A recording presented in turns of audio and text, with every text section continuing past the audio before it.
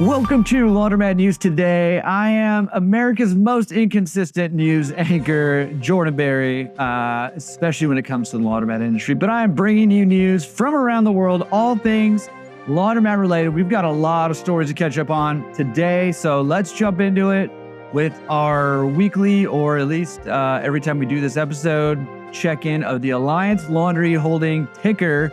As of the recording of this episode, Alliance Laundry Holding is sitting at $21.36 a share. That is down from its initial valuation at $24.99 by about 14.5%. So, it's been down from its high. I believe its high was in the upper $26. So we're down a little bit there. And along those lines, Citigroup has cut Alliance Laundry's price target to $28. That's down from $32. Their initial price target was $32, so down from $28. But they do still maintain a hold rating and a buy rating on Alliance Laundry Holding. So, listen, we're just going to keep an eye on what that company is doing going forward, and we're going to stick with Alliance. Here they have acquired another distributor, Super Laundry, based out of New York. So again, stacking distributors, Alliance Laundry, keeping an eye on that, seeing what's going on in the industry, seeing what's going on with those guys. Again, there's only a handful of ways that they can increase their revenue and increase their profit. That's by acquiring assets and charging us more, really, or selling us more. So we're keeping an eye on Alliance and what they've got going on in the industry. They're kind of the behemoth right now, so we want to see where they're throwing their weight around. Let's talk about a software behemoth in the industry, since they have done a Series C fundraise that raised $110 million and another $30 million in shares sold via tender offer. So listen, Sense making moves, raising more money. Another publicly funded, I don't know. They're venture backed at least, company making waves in the industry. So we're keeping an eye on these guys. And speaking of behemoths here, this I know does not have a direct relation to a lot of you and what you guys are doing in your laundromat businesses, but this is definitely laundry related and huge news, where Cintas, kind of the giant in pickup and delivery that's doing large scale pickup and delivery for larger clients than most of us are dealing with, just acquired UniFirst in a $5.5 billion transaction.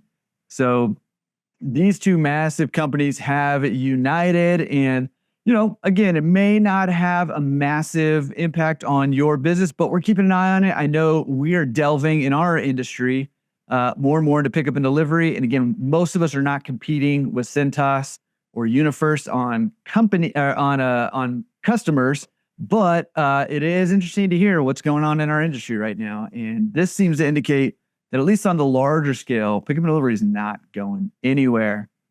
All right, this brings us to our international segment of the news show here, and let's keep the tradition rolling. We're going to kick it off with Alliance Laundry Systems again. They're launching Stack X in Asia Pacific region, and that is a stacked washer dryer machine that they're starting there, and they're billing it as basically for newer business owners, smaller business owners, and compact format laundry operators. So interesting to watch what they're rolling out with. Personally, I think that the movement is more towards the combo machines as opposed to the stack machines, but time will tell, and we'll see where it's going. But those combo machines on the commercial scale are looking more and more enticing these days. I'll be interested to see how they play out over time. Okay, kind of laundromat related, kind of not, but just want to hear some good news stuff going on around the industry. This one is washing machine jukeboxes are bringing unreleased music to Auckland, New Zealand laundromats this May. It's a public art installation called Fresh Laundry, and they're turning Auckland laundromats into unlikely music discovery destinations. So cool idea going on in New Zealand in the month of May. Again, if you want to see more about any of these stories, we're not done yet, but if you want to see any more, read more about any of these stories that we talk about today, or see the articles or videos that we're drawn from, make sure you're subscribed over at laundromatresource.com, which brings us to Brazil, where community laundromats are growing. I don't know if you've done much traveling, but a lot of countries don't really have laundromats. They have places where you drop off your laundry. Many countries have these small little booths, basically, that have a couple or a few washing machines where you drop them off. But community laundromats are a growing trend in Brazil. So pretty cool to see that happening. And going back to New Zealand, back across the Pacific, there's some laundromat that's getting busted for $160,000 for exploiting foreign workers and not paying them a fair wage. So I know that not saying that anybody is doing that here in the States or wherever you are in Australia or Canada or wherever, but just, it's in the news, and we should just be aware of, laundromats getting busted for exploiting workers and not paying them a fair wage. So I'll leave it at that. Very interesting. We're staying international here. We're not done with our international segment. Let's move it to barely international, to our neighbor to the north, Canada, where I read a very interesting article about the state of laundromats in Canada today. And it basically makes the argument, hey, laundromats are, not only are they a strong investment in Canada, but they are going to continue to be a strong investment and remain attractive to business owners all throughout Canada. Very fascinating article. So if you are in Canada or you're just interested in the industry in Canada, this article is definitely one to be checking out. Okay, so let's bring it local here. This segment of our news interview, we're going to talk about what's happening at some local laundromats. Good stuff, bad stuff, ugly stuff. This one, a common theme that happens in a lot of coin-based laundromats, where a customer went to the laundromat, utilized the change machine to get some quarters. It took their bill, but nothing came back out. And the customer is quoted as saying, "That just doesn't make sense." Get it? Cents? Like dollars and cents? That's today's joke of the day, bringing us out of the international section and taking us local. Let's head over to Dunn County with a real news story here, where Dunn County in Wisconsin is made a very cool commitment. They are stocking all laundromats in the county with books so that kids can read there or take them home. They're accepting donations. So very cool to be partnering with laundromats on literacy. And I know that has been a big passion of our industries. We've got a lot of different programs around the country and beyond that are utilizing laundromats to promote literacy and to help get kids access and adults access to books to read. So very cool. And let's head over to the Pine Ridge Reservation, where a new laundromat has opened, I believe, in January, and they are making a difference because they partnered with Everybody Solar in One Spirit and bringing reliable power, solar power to the community and to the laundromats, connected up with a kids like after school place. I'm drawing a blank on the name of what it is. Basically a place where kids can go hang out, community center. That's what I'm thinking of. A community center and a community garden as well.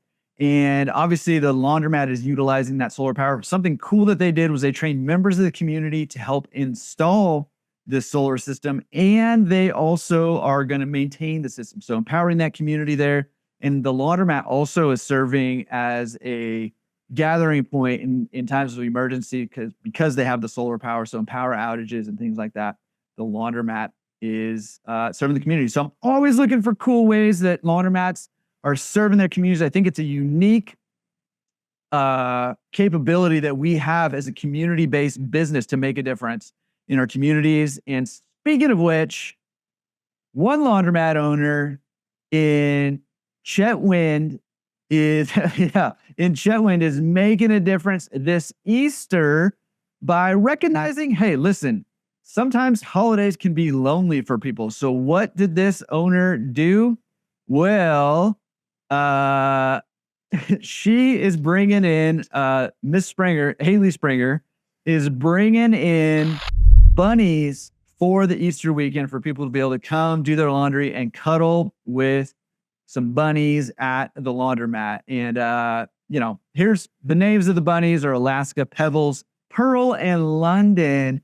So if you're anywhere in the area, go cuddle on Good Friday, all the way through Easter at that laundromat. So again, looking for creative ways to do good in the industry.